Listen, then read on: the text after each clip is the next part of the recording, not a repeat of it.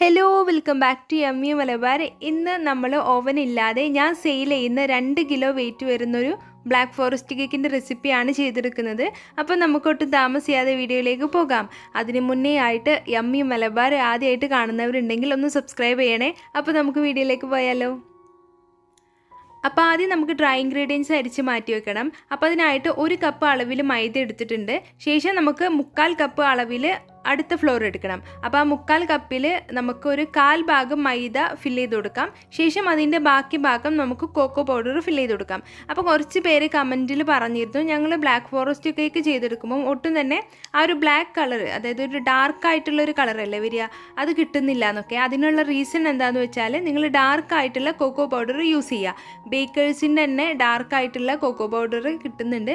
അത് യൂസ് ചെയ്താലും നിങ്ങൾക്ക് നല്ല പെർഫെക്റ്റ് ആയിട്ട് തന്നെ കിട്ടും. ബേക്കേഴ്സിൻ്റെ തന്നെ ലൈറ്റ് കൊക്കോ പൗഡർ ഉണ്ട്. നിങ്ങൾ കടയിൽ പോയാൽ ഡാർക്ക് കൊക്കോ പൗഡർ വേണം എന്ന് പറഞ്ഞ് മേടിച്ചാൽ നിങ്ങൾക്ക് പെർഫെക്റ്റ് ആയിട്ട് ബ്ലാക്ക് ഫോറസ്റ്റ് കേക്ക് ചെയ്തെടുക്കാനായിട്ട് പറ്റും. ഇനി നമുക്ക് ഫ്ലോർ അരിച്ചെടുക്കാം. അപ്പോൾ അതിനായിട്ട് നമുക്കൊരു അരിപ്പയിൽ ഇട്ടിട്ട് ഒന്ന് അരിച്ചെടുക്കാം. അപ്പോൾ എൻ്റെ അരിപ്പ കുറച്ച് ചെറുതാണ്. അപ്പോൾ അതുകൊണ്ടാണ് ആദ്യം 1 കപ്പ് എടുത്ത് അരിച്ചതിന് ശേഷം അടുത്ത കപ്പ് ഇട്ടിട്ട് അരിക്കുന്നത്. ഇതിൻ്റെ കൂടെ തന്നെ നമുക്ക് 1.5 ടീസ്പൂൺ അളവിൽ ബേക്കിംഗ് പൗഡറും 1/2 ടീസ്പൂൺ അളവിൽ ബേക്കിംഗ് സോഡയും കൂടി ചേർത്തിട്ട് വേണം ഒന്ന് അരിച്ചെടുക്കാനായിട്ട്. അരിച്ചെടുത്തതിന് ശേഷം നമുക്ക് നന്നായിട്ടൊന്ന് മിക്സ് ചെയ്തെടുക്കണം. പറ്റുവാണെങ്കിൽ 2 തവണയൊക്കെ ഒന്ന് മിക്സ് ചെയ്തെടുക്കുക, അതായത് അരിച്ചെടുക്കുക. അല്ലെങ്കിൽ ഒരു വിസ്കോ അല്ലെങ്കിൽ സ്പൂണോ വെച്ചിട്ട് നന്നായിട്ട് യോജിപ്പിച്ചെടുക്കണം. ഫ്ലോർ നന്നായിട്ട് മിക്സ് ആയിട്ടില്ലെങ്കിൽ നമ്മുടെ കേക്ക് പെർഫെക്റ്റ് ആയിട്ട് വരില്ല.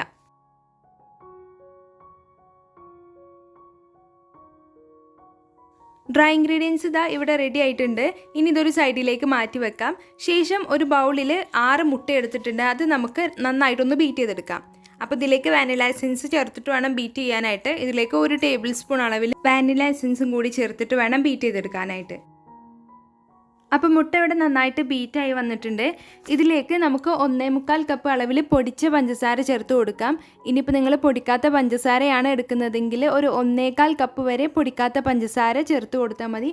പൊടിച്ച പഞ്ചസാരയാണെങ്കിൽ നമ്മൾ എത്രയാണോ മൈദ എടുത്തത് അതിൻ്റെ അളവിൽ തന്നെ നിങ്ങൾ പഞ്ചസാര ചേർക്കാനായിട്ട് ശ്രദ്ധിക്കുക.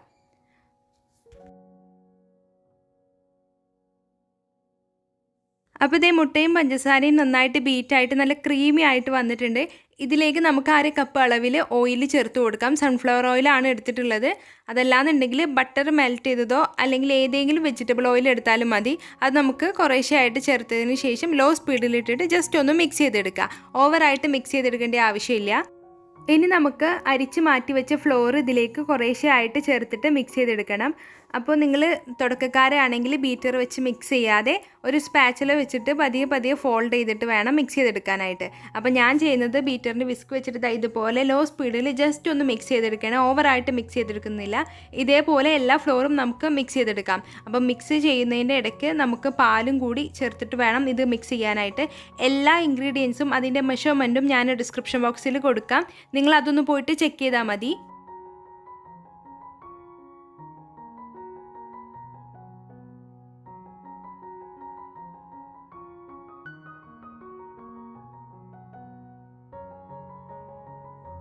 അപ്പോൾ ഇതേ നമ്മുടെ കേക്കിൻ്റെ ബാറ്റർ ഇവിടെ റെഡി ആയിട്ടുണ്ട്. ഇനി നമുക്ക് ഇത് ബേക്ക് ചെയ്യാനായിട്ട് തുടങ്ങാം. അപ്പോൾ അതിനായിട്ട് ഞാനിവിടെ ഒരു കേക്ക് മോൾഡ് എടുത്തിട്ടുണ്ട്. 10 ഇഞ്ചിൻ്റെ കേക്ക് മോൾഡാണ്. അതിൻ്റെ താഴെ ബട്ടർ പേപ്പറും ഒന്ന് വെച്ച് കൊടുത്തിട്ടുണ്ട്.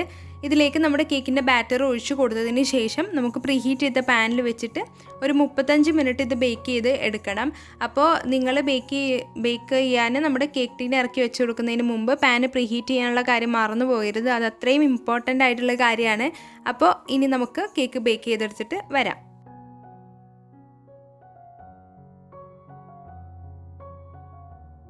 ഇനി നമുക്ക് കേക്കിലേക്ക് വേണ്ടിയുള്ള ഷുഗർ സിറപ്പ് ചെയ്തെടുക്കണം.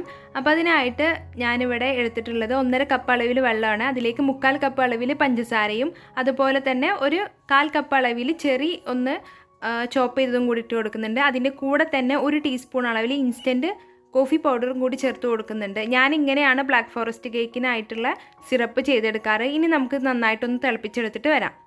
അപ്പോൾ സിറപ്പ് ഇവിടെ നന്നായിട്ട് തിളപ്പിച്ചെടുത്തിട്ടുണ്ട്. ഇനി ഇതിൻ്റെ ചൂടൊക്കെ മാറിയതിന് ശേഷം നമുക്കൊരു ബോട്ടിലാക്കിയിട്ട് മാറ്റാം. അപ്പോഴേക്കും ഇതാ നമ്മുടെ കേക്ക് ഇവിടെ സൂപ്പറായിട്ട് ബേക്കായി വന്നിട്ടുണ്ട്. ഇനി നമുക്കിത് കട്ട് ചെയ്ത് മാറ്റാം. അപ്പോൾ കേക്കിൻ്റെ ചൂട് മുഴുവനായിട്ട് മാറിയതിന് ശേഷം മാത്രമേ നമ്മളിത് കട്ട് ചെയ്ത് മാറ്റാനായിട്ട് പാടുള്ളൂ. അപ്പോൾ ഞാൻ ചെയ്യുന്നത് എന്താണെന്ന് വെച്ചാൽ കേക്കിൻ്റെ മുകളിലുള്ള ഈ ഒരു ഭാഗം ഞാൻ കട്ട് ചെയ്ത് മാറ്റാറുണ്ട്. ആ ഭാഗം നിങ്ങൾക്ക് വേണമെങ്കിൽ യൂസ് ചെയ്യാം. പക്ഷേ ഞാൻ ഇങ്ങനെ ഇതിൻ്റെ ടോപ്പ് പോർഷൻ കിട്ടുകയാണെങ്കിൽ ഞാനങ്ങനെ ഒന്നെങ്കിൽ കൈ കൊണ്ടോ അല്ലെങ്കിൽ ഇതുപോലെ ഒരു കത്തി ഉപയോഗിച്ചിട്ട് അതങ്ങ് കട്ട് ചെയ്ത് മാറ്റാറുണ്ട്. ഇനി നമുക്ക് കേക്ക് ലെയർ ചെയ്തെടുക്കാം. കേക്ക് ലെയർ ചെയ്ത് എടുത്തതിന് ശേഷം നമുക്ക് ഇത് അസംബിൾ ചെയ്യാം. അപ്പോൾ അതിനായിട്ട് ഒരു ടേൺ ടേബിളിന് മുകളിൽ ഒരു ടിഷ്യൂ ഒന്ന് വെറ്റ് ചെയ്തിട്ടൊന്ന് വെച്ച് കൊടുക്കാം. അത് നമ്മുടെ കേക്ക് ബോർഡ് അങ്ങോട്ടും ഇങ്ങോട്ടും മൂവ് ചെയ്യാതിരിക്കാൻ വേണ്ടിയിട്ടാണ് ഇങ്ങനെ ചെയ്യുന്നത്. ശേഷം കേക്ക് ബോർഡിൽ ഒരല്പം ക്രീമാക്കി കൊടുക്കുക. എന്നിട്ട് കേക്കിൻ്റെ ഫസ്റ്റ് ലെയർ വെച്ച് കൊടുക്കണം.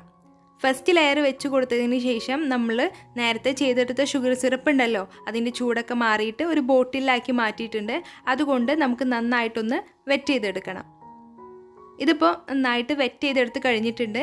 ഇനി നമുക്ക് ക്രീം സ്പ്രെഡ് ചെയ്ത് കൊടുക്കണം. അപ്പോൾ വിപ്പിംഗ് ക്രീം ബീറ്റ് ചെയ്യുന്ന വീഡിയോ സെപ്പറേറ്റ് ഞാൻ വേറെ ചെയ്തിട്ടുണ്ട്.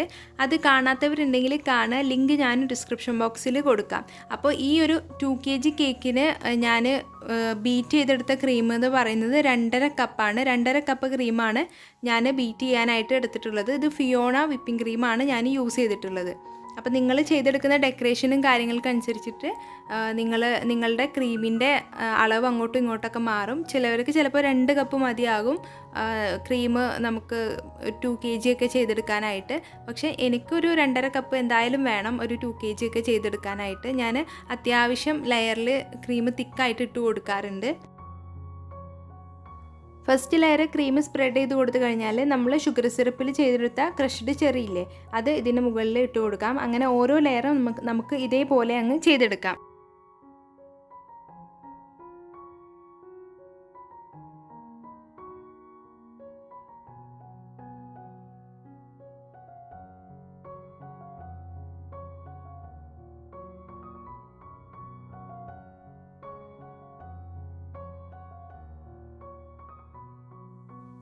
ഇതിപ്പോൾ അവസാനത്തെ ലെയർ വെച്ച് കൊടുത്തിട്ടുണ്ട്. അത് വെച്ചിട്ട് നമുക്ക് കേക്ക് ഒന്ന് ക്രം കോട്ട് ചെയ്തെടുക്കാം. ക്രം കോട്ട് ചെയ്തെടുത്തതിന് ശേഷം നമുക്ക് ഫ്രിഡ്ജിൽ ഒരു 10 മിനിറ്റ് സൂക്ഷിച്ചതിന് ശേഷം അടുത്ത കോട്ടിങ് നമുക്ക് കൊടുക്കാം. അങ്ങനെ ചെയ്യുമ്പോൾ നമുക്ക് ക്രംസൊക്കെ സെറ്റായി കിട്ടിയിട്ട് നല്ല നീറ്റായിട്ടുള്ള ഒരു ടോപ്പ് പോർഷൻ നമുക്ക് കിട്ടും. അപ്പോൾ അതിൻ്റെ പേരിലാണ് ക്രം കോട്ട് ചെയ്തെടുക്കാനായിട്ട് പറയുന്നത്.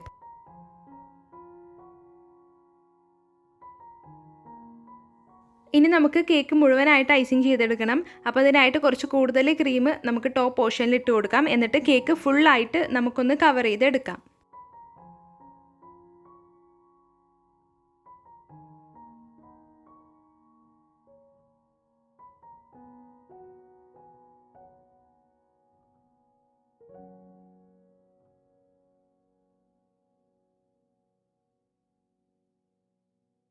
കേക്ക് ഇവിടെ ഐസിങ് ചെയ്ത് കഴിഞ്ഞിട്ടുണ്ട്. ഇനി നമുക്ക് ഈ ഒരു കേക്ക് 2 മണിക്കൂറെങ്കിലും മിനിമം ഫ്രിഡ്ജിൽ സെറ്റ് ചെയ്യാൻ വേണ്ടി മാറ്റി വെക്കാം. കാരണം നമ്മൾ ചോക്ലേറ്റ് ഗനാഷാണ് ഇതിന് സൈഡിലാക്കുന്നത്. അപ്പോൾ കേക്ക് നന്നായിട്ട് തണുപ്പുണ്ടായിരിക്കണം. അപ്പോൾ ഇതാ സമയം കൊണ്ട് നമുക്ക് ഡെക്കറേഷൻ ആയിട്ടുള്ള കാര്യങ്ങൾ നോക്കാം. അപ്പോൾ ഞാൻ ഈ ഒരു റഷ്യൻ നോസിലാണ് എടുത്തിട്ടുള്ളത്. അത് നമുക്കൊരു പൈപ്പിംഗ് ബാഗിലോട്ട് ഇൻസേർട്ട് ചെയ്തതിന് ശേഷം നമുക്ക് ക്രീം ആക്കി കൊടുക്കാം. അപ്പോൾ ഞാനിവിടെ ഒരു പിങ്ക് കളറും അതുപോലെ തന്നെ യെല്ലോ കളറും മിക്സ് ചെയ്തിട്ടുള്ള ഒരു ഫ്ലവറാണ് വരയ്ക്കാൻ ഉദ്ദേശിക്കുന്നത്. നിങ്ങൾ ഡെക്കറേഷനും കാര്യങ്ങളൊക്കെ നിങ്ങളുടെ ക്രിയേറ്റിവിറ്റിക്ക് അനുസരിച്ചിട്ട് നിങ്ങൾ ചെയ്തെടുക്കുക. അപ്പോൾ ഈ നോസിൽ ഞാൻ ഇതൊന്ന് പ്രസ് ചെയ്ത് കാണിച്ചു തരാം. 2 ഷെയ്ഡാക്കി മാറ്റിയിട്ടുണ്ട്. യെല്ലോ ക്രീമും ആക്കിയിട്ടുണ്ട്. കണ്ടില്ലേ, ഈ ഒരു ഫ്ലവറാണ് നമുക്ക് കിട്ടുക. നല്ല ഭംഗിയാണിത് കാണാനായിട്ട്. ഞാൻ കുറേ ആയി ഇത് ട്രൈ ചെയ്ത് നോക്കണമെന്ന് വിചാരിക്കുന്നത്. അപ്പോൾ ഇത് നമ്മുടെ കേക്ക് ഇവിടെ ഫ്രിഡ്ജിൽ ഇരുന്ന് നന്നായിട്ട് സെറ്റായി വന്നിട്ടുണ്ട്. ഇനി ഞാനിതാ കേക്ക് ടിന് ഇതിൻ്റെ മുകളിൽ വെച്ച് കൊടുക്കുന്നുണ്ട്. 8 ഇഞ്ചിൻ്റെ ഒരു കേക്ക് ടിന് വെച്ച് കൊടുക്കുന്നുണ്ട്. അതെന്തിനാന്ന് വെച്ചാൽ നമ്മൾ ചോക്ലേറ്റ് ഗനാഷ് ഇതിൻ്റെ സൈഡിലൂടെ ഡ്രിപ്പ് ചെയ്തെടുക്കാൻ പോവുകയാണ്. അപ്പോൾ നമുക്ക് പേര് എഴുതാനുള്ള ഒരു പോർഷൻ നല്ല നീറ്റായിട്ട് കിട്ടാൻ വേണ്ടിയിട്ടാണ് നമ്മളിങ്ങനെ ചെയ്തെടുക്കുന്നത്. അപ്പോൾ ഇതാ ഞാൻ ചോക്ലേറ്റ് ഗനാഷ് ഒരു പൈപ്പിംഗ് ബാഗിലോട്ട് മാറ്റിയിട്ടുണ്ട്. ചോക്ലേറ്റ് ഗനാഷ് ചെയ്തെടുക്കുന്ന വീഡിയോ ഡീറ്റെയിൽ ആയിട്ട് ചെയ്തിട്ടുണ്ട്. അപ്പോൾ കാണാത്തവരുണ്ടെങ്കിൽ അതൊന്ന് കണ്ടു നോക്കാം കേട്ടോ. ഇനി നമുക്ക് ഇതേപോലെ ഞാൻ ചെയ്യുന്ന പോലെ ഡ്രിപ്പ് ചെയ്തിട്ട് നമുക്ക് കേക്ക് ഒന്ന് ഡെക്കറേറ്റ് ചെയ്തെടുക്കാം.